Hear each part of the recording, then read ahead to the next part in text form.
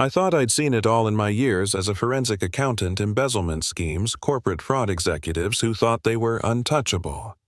But nothing, and I mean nothing, could have prepared me for the day my HOA neighbor dropped a police chief's badge on my front porch while trying and failing to unlock my door. That was the moment my quiet suburban dream cracked open, and what came spilling out was the kind of chaos you usually only see in Hollywood thrillers. And the worst part, that badge belonged to my wife. When Jane and I moved into Maplewood Heights, we thought we'd finally landed in paradise. Picture-perfect lawns, tidy little mailboxes that cost a fortune. Neighbors who waved but didn't pry. I had this fantasy that our biggest drama would be which lawnmower to buy. Jane worked in what she called county administration, some vague government paperwork job. I never pushed for details. Happy wife, happy life, right? Besides, she seemed to enjoy it, even if she always changed the subject when I asked too many questions. Enter Patricia Williams. Early 50s, sharp bob haircut. Power suit that screamed manager at 3 blocks, and a clipboard she carried like it was a royal scepter. She didn't just walk up to our door, she marched like she was leading a parade. Heels hitting the pavement with military precision eyes scanning our house like she was an inspector searching for a health code violation. She introduced herself as HOA president with the reverence of someone announcing a new pope. Then, without even asking, she started fiddling with a universal HOA key on my front lock. The thing didn't fit, obviously, but she jiggled and twisted like she had some kind of divine right to be in my house. I stood there behind the blinds, jaw hanging, watching this woman fail to break in under the pretense of a mandatory inspection. That's when her oversized purse coughed up a shiny piece of metal that clinked onto my porch. I bent down to pick it up and my blood froze. Heavy cold in my hand, the engraving clear as day, Chief S. Harris. A real police chief's badge. Not some toy from a Halloween store, this was the real deal. My heart thudded because I knew enough about law enforcement to realize having this without permission was a felony. Patricia's face went white when she saw me holding it. She lunged, practically shrieking. "You can't tell anyone. It's evidence I'm helping the police with an investigation." She clutched that badge like it was the last life vest on a sinking ship. Then, with this icy calm that made my skin crawl, she leaned in and whispered, "You'll learn what real authority looks like." And just like that, she stormed off heels, hammering the pavement, leaving me standing there with 1,000 questions and one hell of a bad feeling. From that day forward, Patricia went into overdrive. I'd catch her across the street, snapping photos of our house, scribbling notes like she was prepping for a courtroom drama. Rumors started spreading claims I was bribing local officials, whispers that Jane was slipping me inside information. Patricia had binders, actual binders full of invented transcripts and fake exhibits. She told neighbors she had proof I'd bribed a police chief. She didn't realize how close to the truth she actually was, though not in the way she imagined.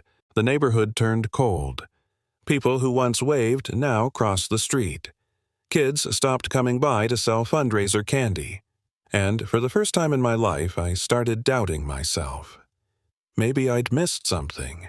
Maybe Jane wasn't telling me the whole truth. Hell, maybe there really was something shady about her job in county administration. One night, I sat in the dark watching Patricia through my blinds, and I felt utterly defeated. I'd built a career catching liars, and here I was the one being painted as corrupt. My neighbors bought into her lies, and for a second I wanted to pack it up, sell the house, disappear like the Johnson family or the Clarks, the ones Patricia had already destroyed. Was I next? Would my career, my marriage, my reputation all burn because of one woman's obsession with power? But something in me snapped. Maybe it was pride, maybe survival, maybe both. I wasn't going down like that. I started documenting everything, installing hidden cameras, taking photos, writing timestamps of Patricia's every move. If she wanted a war of evidence, she'd chosen the wrong damn opponent. I was a forensic accountant. Fabricated records were my breakfast. And then came the night I stumbled into the truth that made my stomach drop. While searching for something, anything that might explain Patricia's bizarre fixation, I opened Jane's side of the closet. Buried behind coats was a uniform. Dark blue. insignia shimmering under the light, a nameplate, Chief Harris. My wife wasn't just a clerk, she was the chief of police for Riverside County. I confronted her that evening, uniform laid out like evidence on the coffee table. Jane sighed, sat down, and confessed. She'd been chief for 6 months, keeping it quiet to avoid neighbors exploiting her position. She was protecting us. She had enemies, sensitive cases, people who'd love to find out where she lived. Patricia, in her arrogance, had stolen the police chief's badge, my wife's badge, and was planning to frame me with it. The irony nearly knocked me flat. Patricia thought she was targeting some powerless suburban couple. In reality, she'd declared war on the police chief and her forensic accountant husband, and she didn't have a clue. But Patricia pressed on.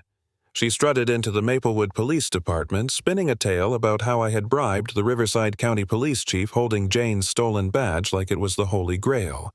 Detective Johnson ate it up.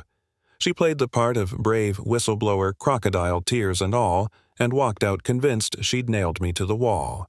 The next morning, I watched a convoy of squad cars roll up to my driveway. Patricia stood across the street, dressed for victory, clipboard in hand, beaming like she'd just won an Oscar. Neighbors gathered whispering, waiting to see me hauled away. Detective Johnson knocked on my door, warrant in hand, explaining they were investigating bribery of the Riverside County Chief of Police. The irony was so thick I nearly laughed in his face. Then came the sound of tires crunching on gravel. Jane's official police vehicle pulled up, lights glinting off the emblem. She stepped out in full uniform, badge gleaming on her chest, exuding the kind of authority that made everyone pause. Patricia froze mid-sentence, still clutching the stolen badge in her manicured hand. Detective Johnson turned to Jane politely.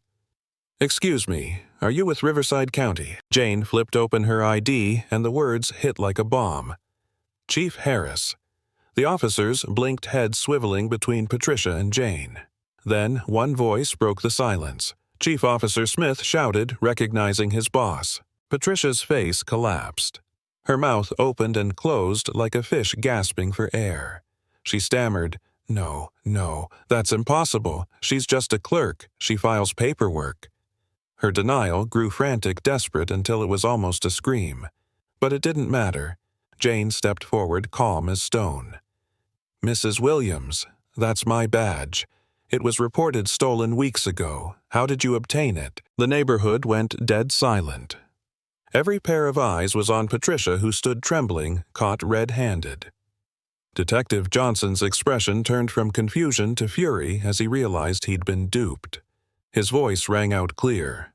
"Mrs. Williams, you are under arrest for theft of police credentials, filing false reports, and obstruction of justice." The sound of the cuffs clicking around Patricia's wrists was the sweetest music I'd ever heard. She stared at Jane with wide broken eyes, realizing too late that the prey she thought she was hunting had been the predator all along. As they led Patricia past the crowd, her heels scraping against the pavement, the neighbors' faces said it all. Shock, disbelief, and finally recognition. The queen of the HOA, the woman who had terrorized family after family, was nothing but a thief and a liar. And now she was being perp-walked in front of the very people she had manipulated for years. That's where it ended. No celebrations, no neighborhood parties, no victory laps. Just the sight of Patricia shoved into the back of a squad car, her empire of lies collapsing in full view of everyone she thought she ruled. And here's the lesson: bullies eventually hang themselves with the very rope they use to strangle others.